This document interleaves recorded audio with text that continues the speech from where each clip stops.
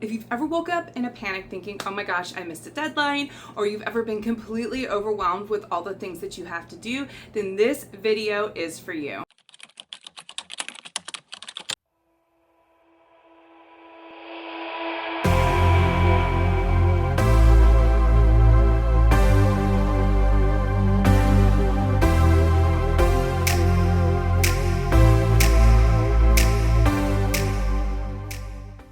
Hello and welcome back to my channel. If you're new here, my name is Rachel from the Behavior Check-In. I'm a K-12 behavior specialist and I help teachers in real classrooms with real strategies that work.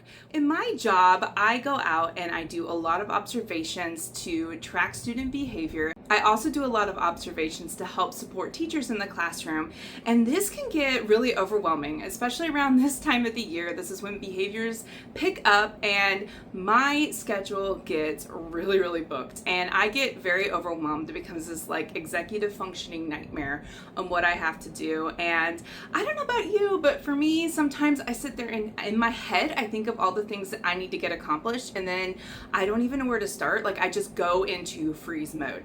So I have found for me, something that's been really helpful is to make a list. And of course, you know that I love to put everything in Google Sheets. So I have created a scheduler to help keep me organized. And here's the thing that I really love. Some of my stuff is tied to compliance deadlines. So I put in calculations that will calculate my 60-day deadline, track when I plan to follow up with teachers, when I plan to have those coaching meetings so that I won't forget. And I love that it gives me warnings and I can see everything at a glance. It's really eased a lot of my anxiety. So I'm gonna jump in and show you how it works. And if it's something that you would like to try for yourself, it has really saved my brain and my sanity. This is my observation log demo. So this is a sample of what I use. Obviously, this isn't exactly what I use because I have confidential information in mind, but I wanted to give you an example of how I use it, and if you're interested in using this template, how you could use it too. So up here we have overall progress percentage, and I like that everything is in graph form. It really helps me visualize what I have to have done. It tells me my total observations, how many I've completed, formal observation, classroom observation, and then it gives me a graph of what's completed, held, or scheduled. And I really like this because it just gives me a clear picture on what I have to do. I need this or I get overwhelmed. The really cool thing about this is everything is editable. So I do this through my behavior lens and what works for me, but let's say if you're an administrator or you're an academic coach, you can tweak this and tailor it to your needs. As a teacher, you could also tailor this to how you're doing intervention or instruction or checking in with students, or if you're working with paraprofessionals or you're checking in with teachers, whatever, you can tailor it to your needs. And I love that feature because you can just make it work for you. So if you plan on doing some heavy duty changing of things around to what works for you, my advice no matter what you do, is to always make sure that you make a copy. So you do that by going up to File and going into make a copy, and it will make you a copy of this, and then you can have one that you can keep as your original.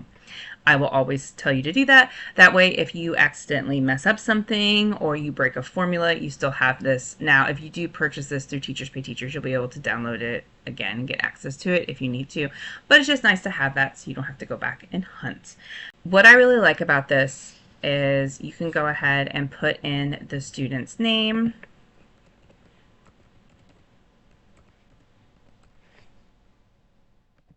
And then you can pick their grade and you can do whatever you want, and this is editable as well. So you can edit it by clicking this little edit button and it'll take you in, and you can remove by clicking that or add by clicking that. You can click this box to add multiple selections.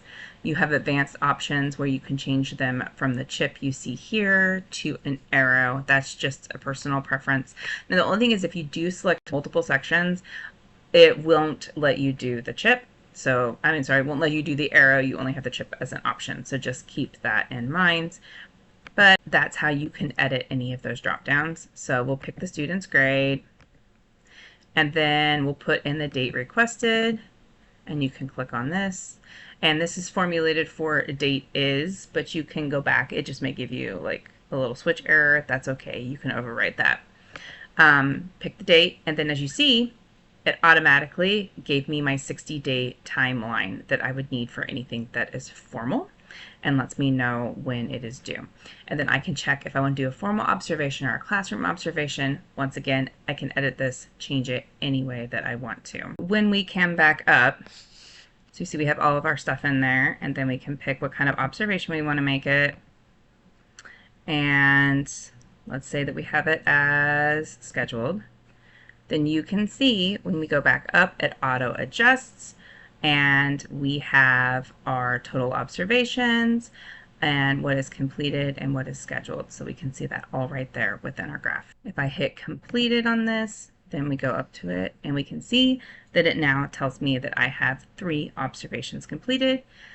We can see I have my 3 observations completed, and we have our overall progress is updated. So I love that feature because it just kind of helps keep me on pace for what I need to do. The next tab over is our observation notes, and this is completely editable for whatever you need. I have this set up for how I do this with behavior. All right, so I'm going to go in here and just pick my dates of when I'm going to do my observation, select it, type in my student. Then I can pick their grade. I can change this out to whatever I need to. I can put in my teacher, then I can pick class setting. Once again, you can change this to whatever you need to do. Type of observation, I have formal, classroom, walkthrough, and behavior support. And then for target skills, I have these different ones that maybe we'd be working on during that time. And I can also select what we think the antecedent is, whatever the trigger is, if this is something, if this is like the tab that you need. If not, you can change it to whatever works for you. And then the intervention that was offered. So this could be for the student in the classroom that you're working with if you want to use it that way. Or if it's a student that maybe you go in and do behavior support for, you could also use this, or so a para could as well. They could use this to help track that. And you can adjust it for whatever you want and type in whatever notes you need to over here that would be beneficial to that situation. And then the last we have is our coaching log, and I really like this. This is really helpful for me because in my position, I not only do functional behavior assessments, and then I not only check in with students and collect data when I'm in there, but I also work with teachers, and I coach teachers and I coach paraprofessionals on how to work with students, how to follow their behavior plans. So this is really helpful for me, and what I love about it is once again we have our easy drop down that we can tailor to whatever we want to do, and I'm just going to pick some random ones that I would pick. Okay, these aren't going to make sense, they're just me picking things. And then my next action steps of whatever I wanted to do, and I can schedule a follow-up, and I love that I can pick however I want to do it. So this is 3 weeks. Let's say if I change it to 2 weeks, it'll give me my date 2 weeks from now. If I want to do it 4 weeks, it'll give me my date 4 weeks from now. And I think that's really helpful on keeping me organized and on track for what I need to do. But like I said, this is all editable for you if you want to change it and make it work for you. But it's really helped me stay on track and do the things I need to do. This is a template. It is available in my Teachers Pay Teacher store if that is something that you are interested in. If there's anything in particular that you would like to see, or anything that you'd even like to see me try to add to this, I am open to that. Of course, if you purchase anything from my Teachers Pay Teacher store, I will always help you troubleshoot.